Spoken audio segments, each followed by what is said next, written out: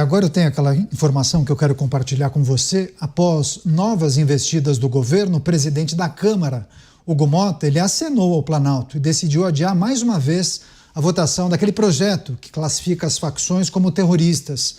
Além de falarem sobre uma alegada abertura para a intervenção militar dos Estados Unidos no Brasil, ministros de Estado voltaram a afirmar que Lula rejeita essa equiparação, que também poderia ser usada contra movimentos sociais, a exemplo do MST. Para tentar reduzir essa resistência às duas propostas, Motta e também vários integrantes do Centrão avaliam unificar os projetos, o que é recusado tanto pelos conservadores quanto pela base governista.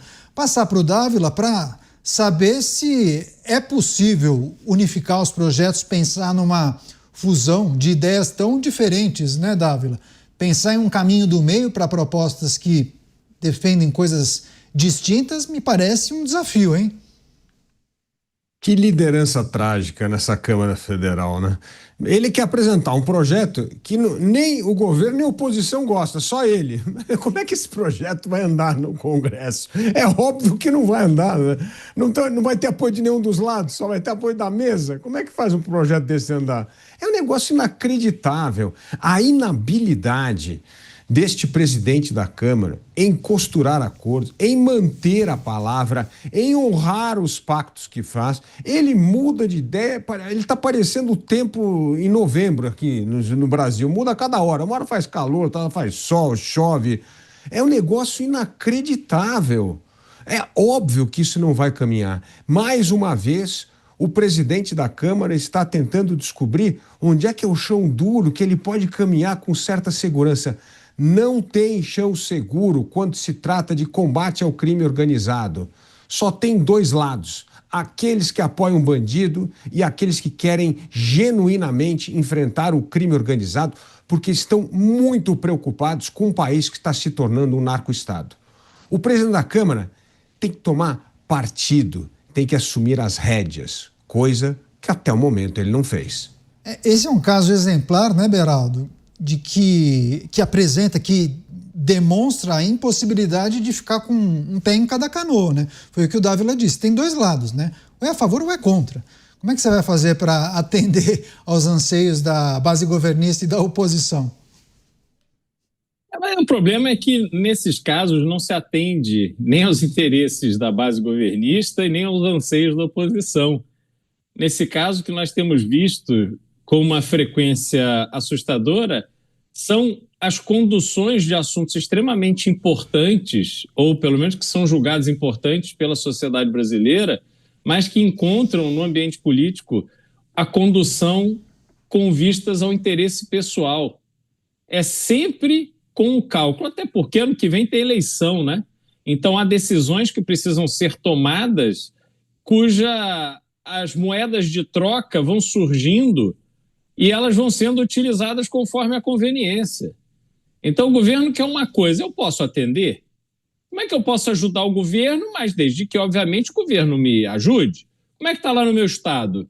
Quem que o governo vai apoiar? Eu quero que o governo me apoie? Ou eu vou ser oposição ao governo? Não, parece que no meu estado é importante que o governo me apoie.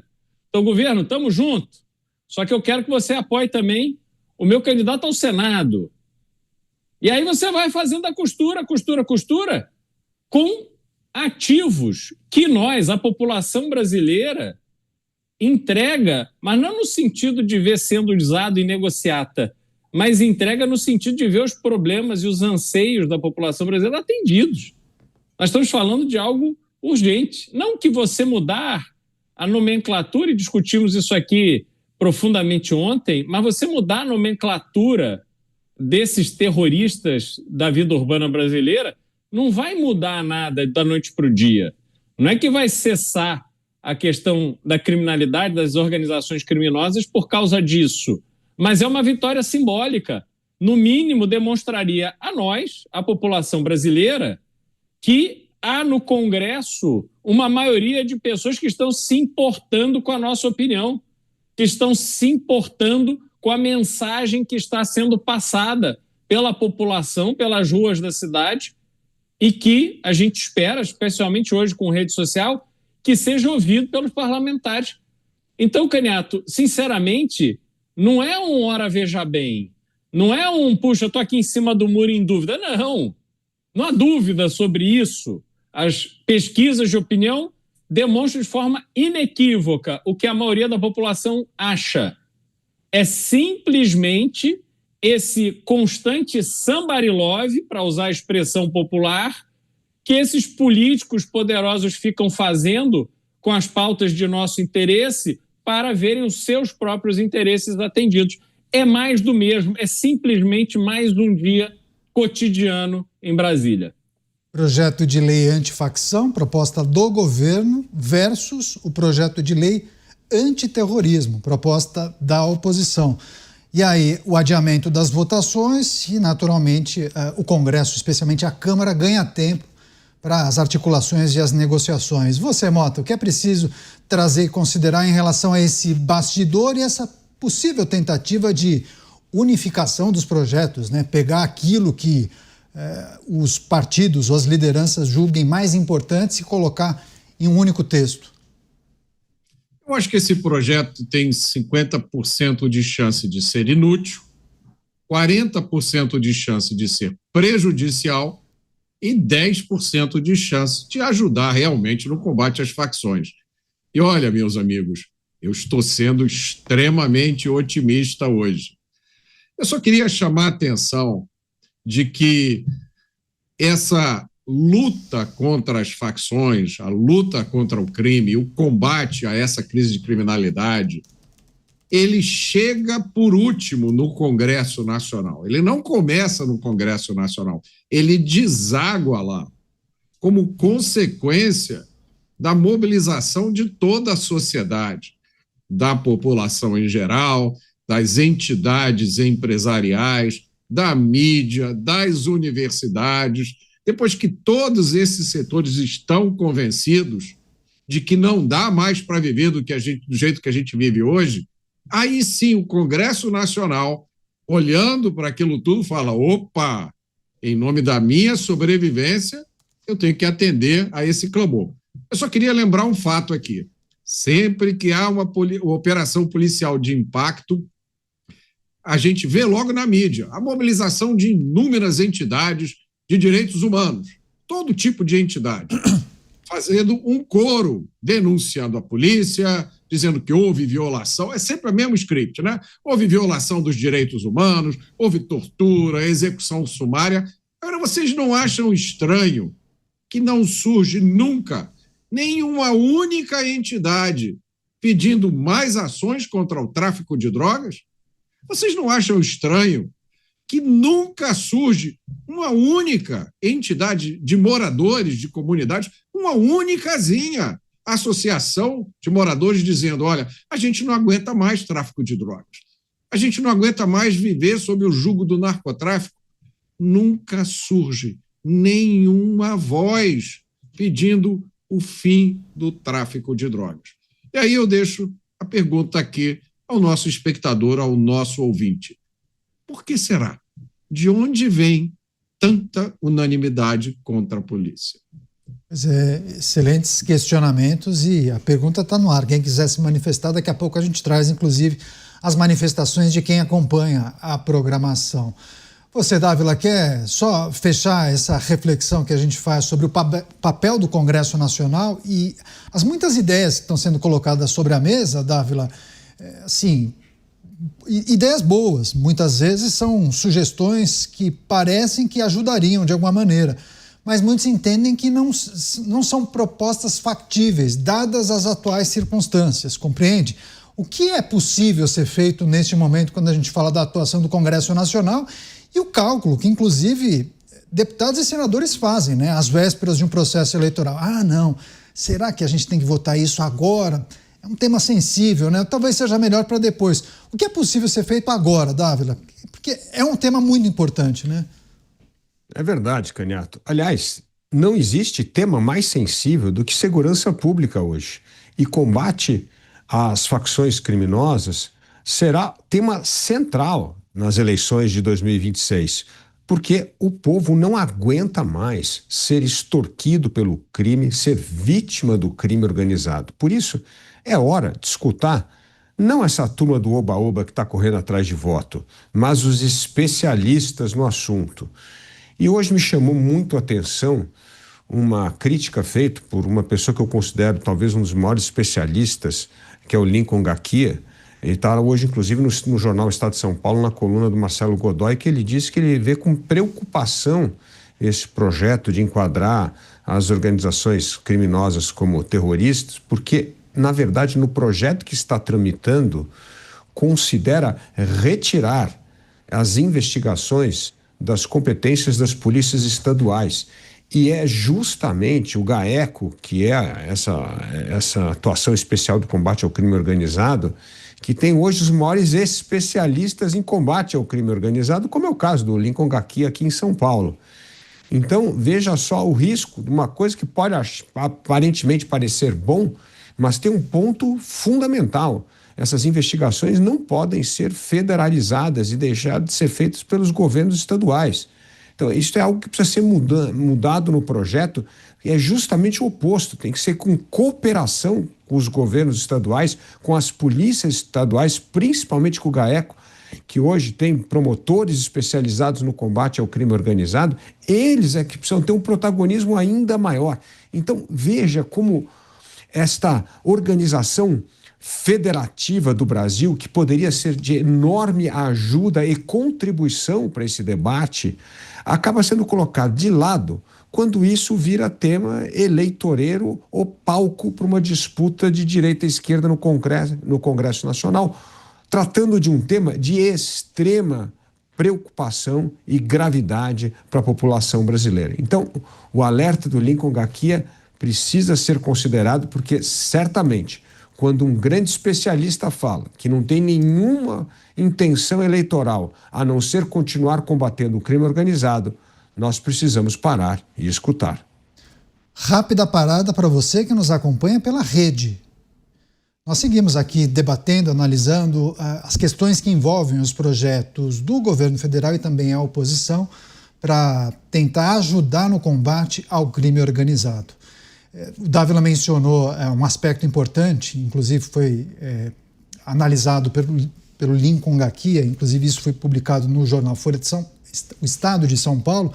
Eu também li muitos especialistas tratando dessa questão. Deixa eu só passar para o Beraldo fechar essa avaliação, porque muitos apontam que então a Polícia Federal ficaria com a exclusividade de investigar esse tipo de questão. Então, todo caso que envolve crime organizado seria federalizado. E a expertise, por exemplo, das polícias estaduais, fico pensando no Paraná, né? Na fronteira com o Paraguai, ou mesmo o Mato Grosso do Sul, né? Que eles têm uma atuação muito importante para barrar a entrada de criminosos que atuam ali na fronteira, enfim. É preciso considerar também esse aspecto destacado pelo Dávila, né, Beraldo? Não, sem dúvida alguma, até porque a gente observa hoje o trabalho da Polícia Federal e constata que ela não tem instrumentos necessários para executar o trabalho que ela precisa executar. Falta investimento, falta gente, falta melhores condições de trabalho do ponto de vista não apenas da remuneração, mas da proteção, do suporte, da tecnologia, da inteligência, para que a Polícia Federal faça o que ela precisa fazer em relação ao tráfico de drogas, ao contrabando de cigarros, a tantas outras coisas que entram, por exemplo, o metanol, que é importado para uso em indústria química e, de repente, vai parar na mistura de combustível ou na mistura de álcool para bebida. E ninguém identifica isso, quer dizer, isso é um produto que vem importado. Quais são as medidas feitas pela Polícia Federal para investigar uma quadrilha ou algumas quadrilhas que se ocupam desse tipo de crime? A gente está vendo que ela não dá conta. Quer dizer, o Brasil é o país em que mais da metade dos cigarros consumidos é contrabandeado. E não é que é contrabandeado de vários lugares, não. É contrabandeado do Paraguai. Então, tem notícias essa semana dizendo que o crime organizado lucra 10 bilhões de reais por ano com contrabando de cigarro. Pô, você está de brincadeira? Além da perda que gera ao fisco com a falta de arrecadação de imposto, porque a tributação em cima do cigarro é gigantesca.